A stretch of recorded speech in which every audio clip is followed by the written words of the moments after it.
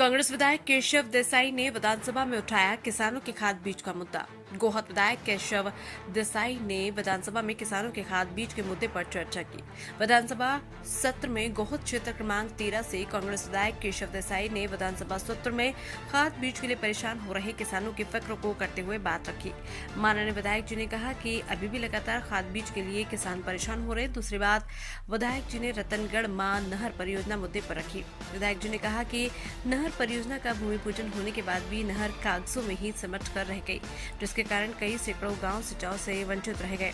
तीसरा मुद्दा, बहुत विधायक केशव देसाई ने कहा कि माननीय कमलनाथ जी की 15 महीने की सरकार में कई गौशाला बनाई गई, जो कि भाजपा सरकार में बंद पड़ी है, जिससे कि गाय की दुर्दशा के साथ साथ किसान की फसल भी चौपट हो रही है। जी बात रखिए। अपने विधानसभा क्षेत्र की किसानों के बारे में बताना चाहता हूं कि हमारे खाद बीज की बात है तो माननीय कृषि मंत्री मौजूद बैठे हैं, उनके पास ये मान लो कैमरा लगा हुआ है। हमारे क्षेत्र में चाहे आलौरी पूछ लें, चाहे गिरगांव पूछ लें, चाहे पिपाड़ा पूछ लें, चाहे टांदा पूछ लें, ये पूछ लें, सवेरे 4 बजे से लाइन लगती है और 2 बजे तक लाइन लगी रहती है, तो भी आपस में झगड़ा हो जाता है। झगड़ा होने के बाद 150 पर्ची कटती हैं, उसके बाद कई सैकड़ों में लोग वंचित होकर घर को चले जाते हैं।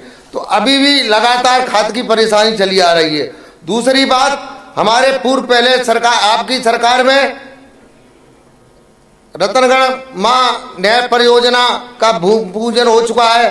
अभी उस नहर का ये भी नहीं पता है कागजों में कहाँ चल रही है, कहाँ चालू है। उससे कहीं कम से कम सैकड़ा गांव हमारे सिंचाई से वंचित है। और मैं बताना चाहता हूं कि कांग्रेस सरकार में जब सरकार पंचायती राज था तो हमारे किसानों को लिए नामांतरण हर पंचायत में घर बैठे हो जाते थे। ठीक है, आपकी बात आ गई, 1.5 मिनट हो गया, हो गया। हाँ। और मैं बताना चाहता हूं, माननीय मुख्यमंत्री जी कमलनाथ जी की 15 महीने की सरकार थी, उसमें कई गौशाला बनवाई गई। गौशाला बनवाने के बाद जब से आपकी सरकार बनी है, गौशाला बंद पड़ी है।